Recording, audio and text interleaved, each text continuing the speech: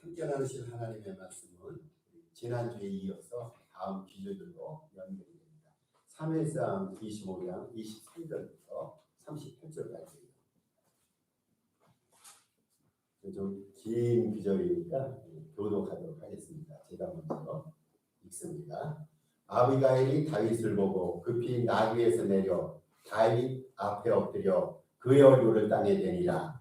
그가 다윗의 발에 엎드려 이르되 내 주여 원하오니 이 지하를 나 곧 내게로 돌리시고 여종에게 주의 뒤에 말하게 하시고 이 여종의 말을 들으소서. 원하옵나니 내 주는 이 불량한 사람 나발을 개의치 마옵소서. 그의 이름이 그에게 적당하니 그의 이름이 나발이라. 그는 미련한 자니이다. 여종은 내 주께서 보내신 소년들을 보지 못하였나이다. 내 주여 여호와께서 살아계심을 두고 맹세하노니 내 주도 살아계시거나 내 주의 손으로 피를 흘려 친히 보복하신 이를 여호와께서 맞추셨으니 내 주의 원수들과 내 주를 해하려 하는 자들은 나발과 같이 이르기로 하나이다. 여종이 내 주께 가져온 이 예물을 내 주를 따르는 이 소년들에게 주게 하시고 주의 여종의 허물을 용서하여 주옵소서.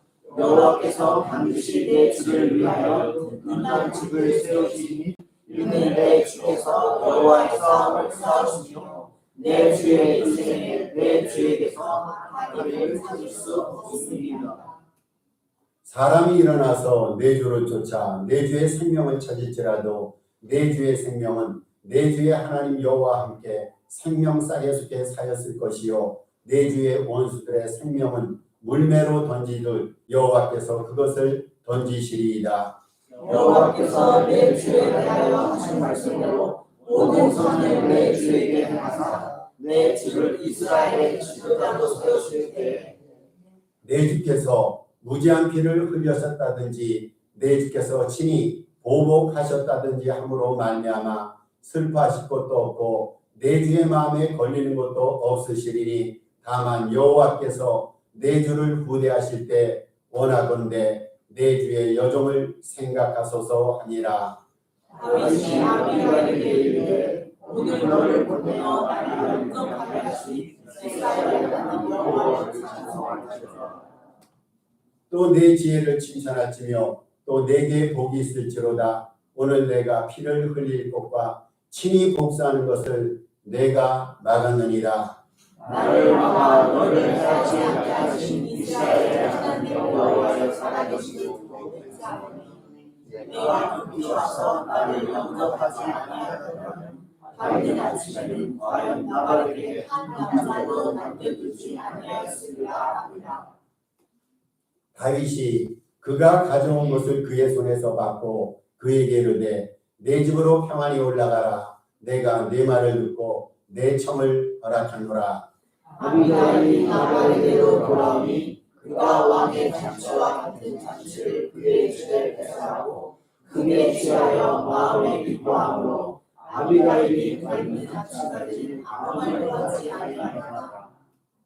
아침에 나발이 포도주에서 깬 후에 그의 아내가 그에게 이 일을 말하매 그가 낙담하여 몸이 돌과 같이 되었더니 한 열흘 후에 여호와께서 나발을 치시매 그가 죽으니라. 아멘.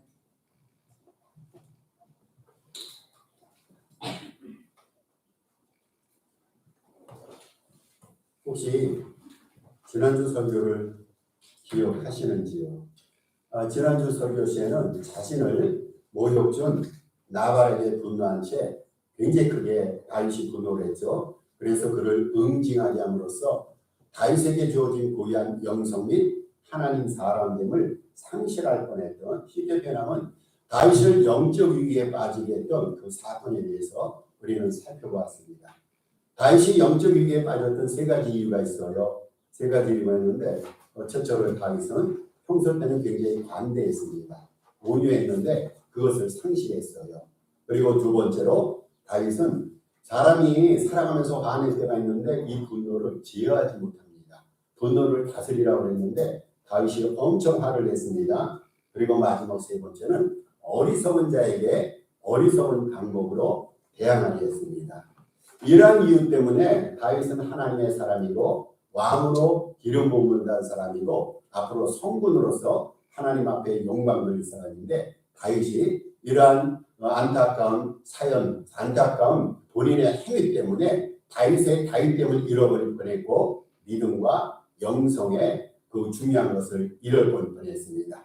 오늘 본문에는 이러한 다윗이 영적으로 추락해 가는데 영적 추락을 막아준 사람이 등장합니다. 그리고 자신의 가정이 몰살을 당할 뻔했는데 가족들의 목숨을 구해준 사람이 등장하는데 아비가일입니다. 오늘은 여성의 얘기를 다루게 됩니다. 보통 우리가 부창구수라 말합니다. 이 뜻은 뭡니까? 그 남편의 그 아내라는 거예요. 오랫동안 삶을 부부 생활을 같이 하다 보면 닮아갑니다. 생각도 닮아가고 심지어는 외모도 닮아갑니다. 그래서 오래 산 부부들은 외국 사람이 만나면 남매지간이냐 물어보는 거예요. 닮기 마련입니다. 이것을 부창구수라 말합니다. 또는 우리는 천생배필이라 말합니다. 두 부부가 어떻게 이렇게 매치가 잘 돼서 잘 어울리는지 이를 천생배필이라 말합니다. 그런데 오늘 본문에 등장하는 나발과 아비가일이 부부인데 이 부부는 달라도 그렇게 다를 수가 없어요. 거의 맞는 것이 없습니다. 아마 결혼 생활도 어느 정도 됐을 것입니다. 그러면 부부의 삶을 통해서 닮아가는 이야기도 있고 사연도 있을 텐데 오늘 본문에 보니까 그래서 이 두 부부의 삶의 내용들을 추적해 보니까 달라도 너무 다릅니다. 여러분 이 나발이라는 사람은요 미련한 사람입니다. 이름도 미련하거니와 생각도 미련하고 행동도 미련한 사람입니다. 그저 미련하기만 하면 그냥 넘어갈 수 있는데 이 사람은 성경은 뭐라고 하냐면 불량한 사람이라 말합니다. 악한 사람입니다. 미련하고 악합니다. 그냥 순전해서 미련하기만 하면 본인은 불편하지만 남에게 해를 끼치지 않아요. 그런데 나발은 미련한 사람입니다. 게다가 악한 사람입니다. 그에 반해서 아비가일은 어떤 사람입니까? 본문에서는 아비가일을 현숙한 여인이라 말합니다. 용기가 있는 여인이라 말합니다. 그리고 착합니다. 게다가 아비가일은요 용모까지 이쁩니다. 그러니까 두 부부가 너무도 다른 거예요. 어떻게 이런 다른 부부가 천생배필처럼 혹은 부창구수의 삶을 어떻게 살아갈 수가 있을까요? 오늘 본문은요 이 현숙한 여인 아비가일이 다윗도 망하는 길에 들어섰어요. 그리고 나발 가족들도 모두가 망하는 길에 들어선 순간인데 이 여인이 구원투수로 등장해서 모두를 살리게 됩니다. 아비가일이 없었다면 다윗도 망할 뻔했어요. 그 가족들도 몰살을 당할 뻔했습니다. 여러분 야구 경기 좋아하십니까? 우리 팀이 상대방의 공격에 속수무책 당하고 있어요. 그런데 우리 팀에서 감독이 한 선수를 내세웠는데 구원투수를 내세웠어요. 그래서 이 구원투수가 마운드에 올라가가지고 상대방 타자들을 이리저리 요리하면서 한 점도 주지 않고 위험한 상황을 막아냅니다. 이 구원투수가 될 때 결국은 경기를 승리하게 되고 아군은 승리 가운데 기쁨과 행복을 만끽하게 됩니다. 운동 경기를 하다 보면 구원투수 역할을 하는 사람들이 그런 선수들이 종종 있습니다. 여러분 우리가 이 세상을 살아가면서 세상이 살기 어렵다고 말합니다. 소요스러운 사건과 사연들이 많이 등장합니다. 행복하고 기쁜 그러한 이야기들로 우리의 삶이 가득해야 될 텐데 살아가는 이 세상은 그렇지 못합니다. 그렇다면 예수 믿는 우리들 더더군다나 오늘 성경 본문 말씀을 통해서 은혜를 받은 우리가 되기를 원한다면 우리도 이렇게 악하고 속수무책으로 죄악에 빠져가는 세상을 구원해내는 모두를 위해서 살리는 구원투수 역할을 감당했으면 좋겠어요. 저는 덜도 말고 더도 말고 우리 산호세 성결교회가 동산교회가 구원투수 역할을 감당하는 그러한 교회에서 납니다. 여러분 모두도 구원투수 역할을 감당함으로 하나님 앞에 영광 돌리고 주변을 두루두루 영적으로 살리는 이러한 위대한 역사 하나님의 일을 은혜 가운데 잘 감당하시기를 바랍니다. 그러면 모두에게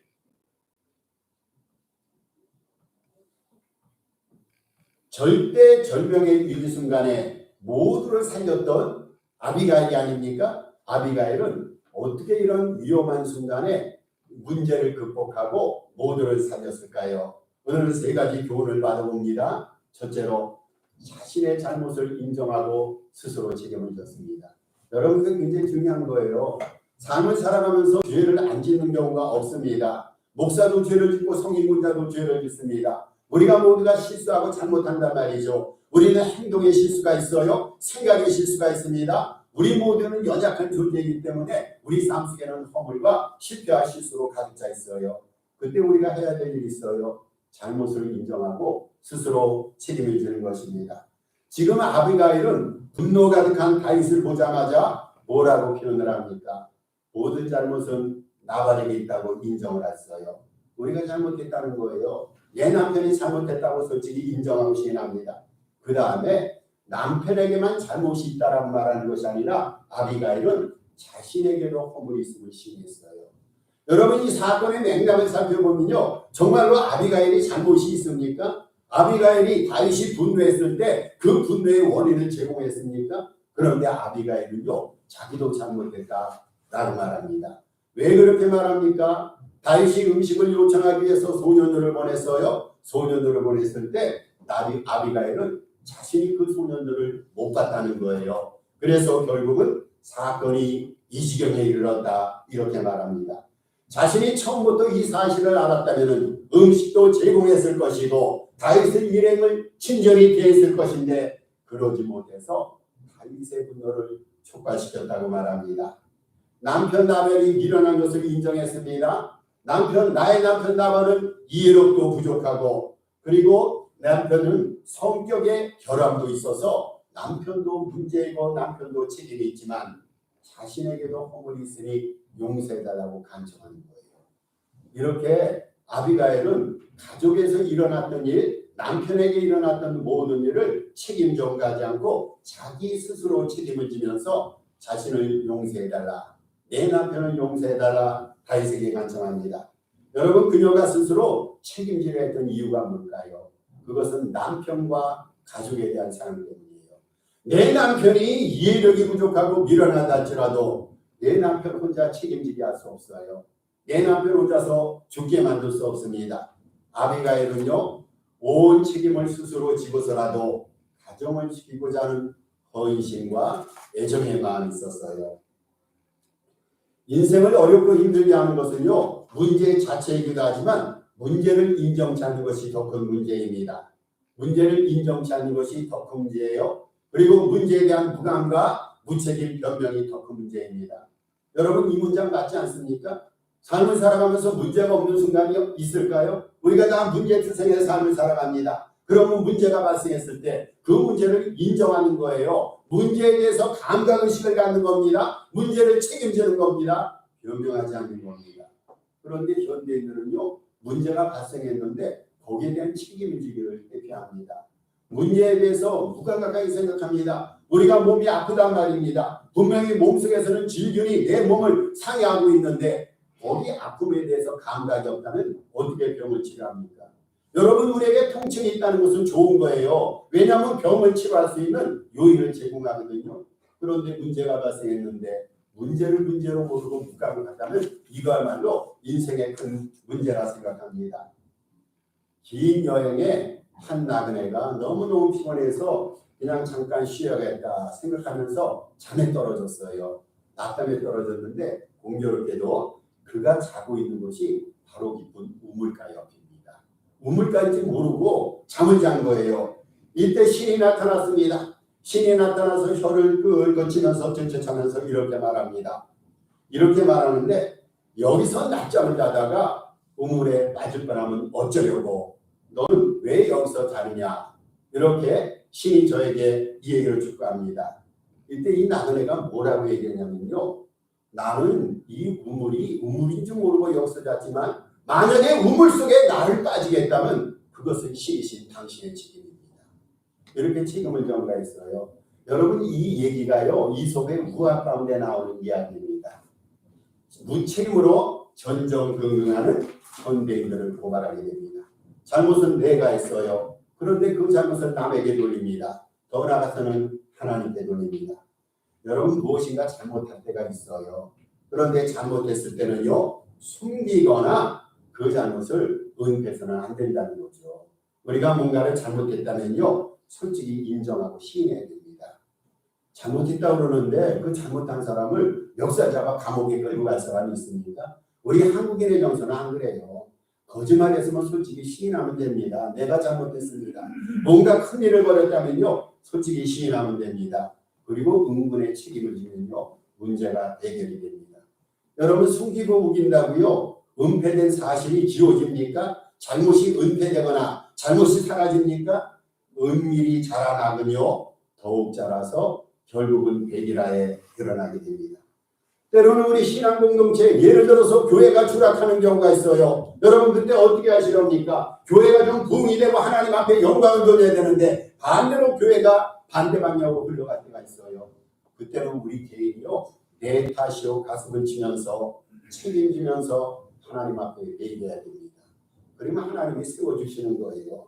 삶과 믿음의 문제 앞에서 우리 스스로 인정하고 고백하고 책임질 것이 없는지 이 아침에 우리가 헤아려 봐야 됩니다.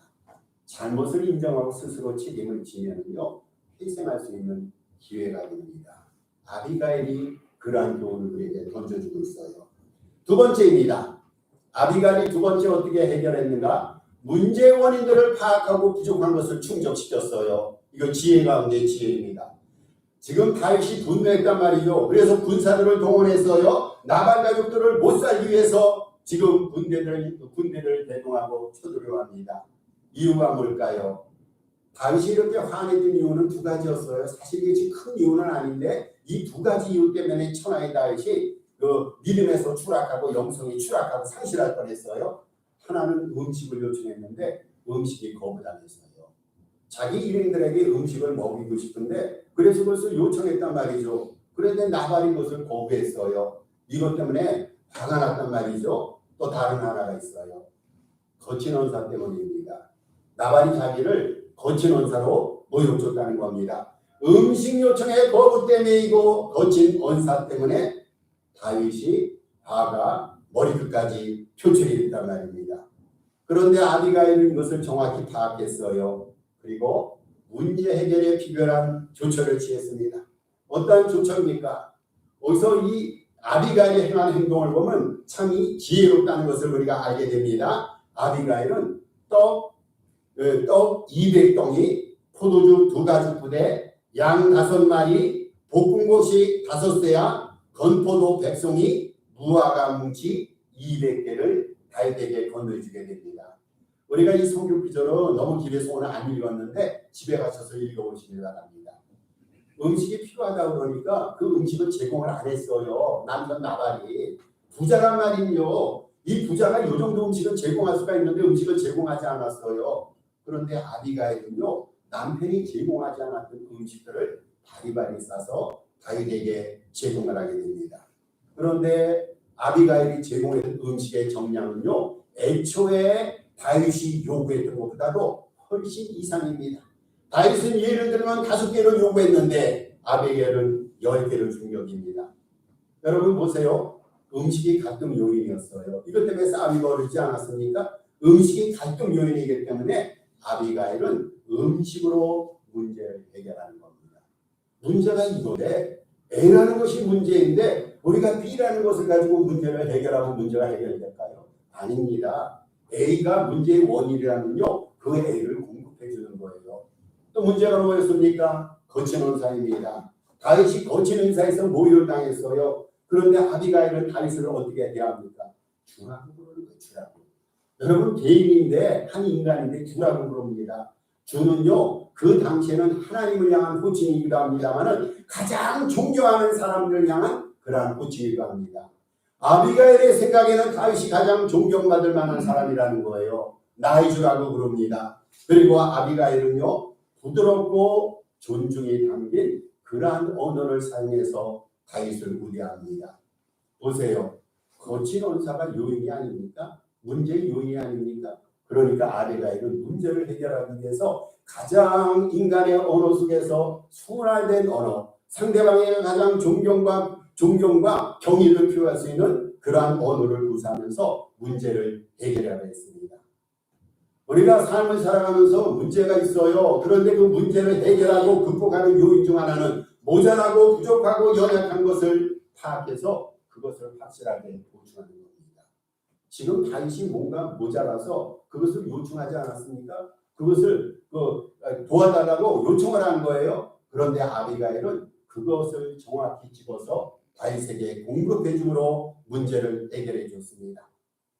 우리가 삶을 살아가면서 우리에게 부족한 것이 있어요. 여러분 인생에 취약점이 있습니다. 예를 들어서 어떤 사람은 건강이 취약이에요. 취약지구입니다. 건강 때문에 전전긍긍하는 사람이 있습니다. 인생에 가장 부족한 것이 건강으로 여기는 사람이 있어요. 그러면 그 사람은 어떻게 해야 됩니까? 건강 연약한 사람이 나가서 돈을 벌어서 연약한 건강을 되찾을 수 있을까요? 아니에요. 이 사람은요, 건강 회복에 먼저 주력해야 됩니다. 배움이 적은 사람, 그래서 배움에 갈망과 기대가 있는 사람은요, 즉시 책을 손에 잡고 배움을 추구해야 됩니다. 어떤 사람은 여기 사람은 덕이 부족한 사람이 있어요. 여러분 모자란 덕이 있는 사람이라면 그것이 인생의 취약지구가 된다면 하나님 앞에 덕을 쌓게 해달라고 성령의 열매를 맺게 해달라고 기도하고 간구해야 됩니다. 교회 생활하면서 예수 믿으면서 믿음이 적은 사람이 있어요. 늘상 하나님 앞에 믿음의 강함을 위해서 기도합니다. 그런데 갑자기 믿음이 강해집니까? 아니죠. 믿음이 강해지기 위해서는요, 말씀 묵상과 기도에 매달릴 때 큰 믿음을 이루게 됩니다. 여러분 문제 해결을 위한 왕도 없어요. 특별한 비결 없습니다. 내가 부족한 것, 연약한 것, 그것을 우리가 문제의 요인이라 생각하고 그것을 보충하고 얻기 위해서 노력할 때 문제가 해결되어집니다. 문제의 요인을 아비가일은 깨닫게 했어요. 문제가 뭐라는 것을 깨달아서 깨닫았어요. 그리고 그 깨달음 속에서 부족한 것을 보충해주는 지혜를 발휘했단 말이죠. 문제의 요인을 깨닫고 그것을 차근차근 보충하는 것이 문제 해결의 두 번째 비결이 됩니다. 자, 세 번째 비결이 있습니다. 아비가일이 선택했던 세 번째 비결. 다윗에게 하나님과의 관계를 회복토록 간청을 했어요. 한 가지 좀 물어보고 싶은 것이 있어요. 여성이 남성들에게 어필할 수 있는, 특별히 남자들이 화났을 때 그 남자들을 설득할 수 있는 여성의 무기는 뭐라고 생각합니까? 첫째 지혜일 거예요. 지혜가 있으면 남성들이 설득당하게 돼 있어요. 또 미소도 있습니다. 어떤 여인은 눈물을 잘 흘립니다. 눈물이 무기가 된 그런 여성도 있어요. 친절함, 온화함, 순발력, 그리고 외모도 한몫을 합니다. 남성들에게 어필될 수 있는 여성의 요소가 있어요. 삶이 어려움에 봉착했을 때 상대방을 설득할 수 있는 여성으로서의 장점과 매력 요소들이 있단 말이죠. 그런 의미에서 아비가일은요, 여성으로서 갖춰야 될 매력의 요소들을 두루두루 갖춘 사람이에요. 아비가일은 부드러운 사람이에요. 친절한 사람입니다. 지혜가 있는 사람입니다. 그리고 외모가 이쁜 사람입니다. 마음이 넉넉한 사람입니다. 자기의 책임을 인정할 줄 아는 믿음의 사람이었고 믿음의 사람을 알아볼 줄 아는 영성의 사람이었어요. 아비가일이 얼마나 아름다운 요소들, 여성으로서의 매력 요소들을 다 갖추었는지요. 그렇다면 이러한 여성으로서의 매력 요소들을 발휘해서 다윗을 설득시키고 있었을 거예요. 그런데 오늘 본문에 보니까요, 아비가일은 그러한 일반적인 여성으로서의 매력을 가지고 다윗을 설득한 것이 아니라 하나님과의 관계 속에서 다윗을 설득했어요. 여러분 이 사실을 우리가 배워야 돼요. 하나님과의 관계 속에서 분노가 충천한 다윗을 설득했단 말이죠. 아비가일은 하나님 안에서 하나님께서 다윗 안에 행하신 일을 다윗에게 상기시켰어요. 어떻게 다윗을 하나님이 부르셨고 하나님의 언약이 어떻게 다윗 안에 임했고 어떻게 하나님의 말씀이 다윗 안에서 역사하고 있는가, 그것을 증언한 거예요. 하나님과의 관계 속에서 다윗을 설득했단 말이죠. 만약에 다윗이요 복수심을 품고 무고한 피를 흘린다면 이스라엘의 왕으로서 지도자로 세움을 받을 때 그것이 하나님의 영광을 가리는 큰 오점을 남길 것이라 이렇게 아뢰입니다. 즉 다윗을 향한 아비가일의 예언은 이런 것입니다. 제가 몇 문장으로 말씀을 드립니다. 다윗이요 부디 제발 간청하오니 참고 내 남편 나발을 용서해 주세요. 그리고 이러한 사건에 함께 연루된 나도 용서해 주세요. 복수심에 불타는 것은, 잘 들어보세요. 복수심에 불타는 것은 장래 이스라엘 왕으로 기름 부음을 받은 당신의 모습과 당신의 삶의 내용에 절대 어울리지 않습니다. 복수를 갖고 원수를 갚는 것은요, 하나님이 하실 일입니다. 당신은 당신이 누군가를 잊지 마세요. 당신은 믿음의 사람이에요. 당신은 하나님의 사람이에요. 하나님이 특별히 선택하신 하나님의 종이에요. 그것을 잊지 마세요. 당신은 오직 주님과 관련을 맺고 그리고 여호와 하나님을 위해서만이 싸울 사람, 여호와 하나님만을 위해서 살아갈 사람입니다. 이런 투로 다윗을 설득한 거예요. 다른 것을 가지고 다윗을 설득한 것이 아니라 하나님의 관계 속에서 다윗을 설득했단 말이죠. 여러분, 인생의 위기에요. 인생의 위기가 있어요. 정말로 인생의 큰 위기는요, 주님과 친밀한 관계를 끊는 겁니다. 이게 위기 아닙니까?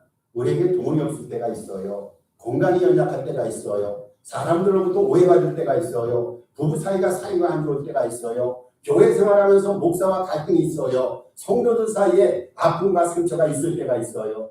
여러분, 이것이 큰 문제입니까? 이것은 삶의 과정이란 말이죠. 우리 가운데 안 싸우는 사람이 있어요? 우리 가운데 경제적으로, 육체적으로 어려움 한 번이라도 당치 않은 사람이 있을까? 있단 말입니다. 인생의 위기는 그러한 세상적인 것들이 아니에요.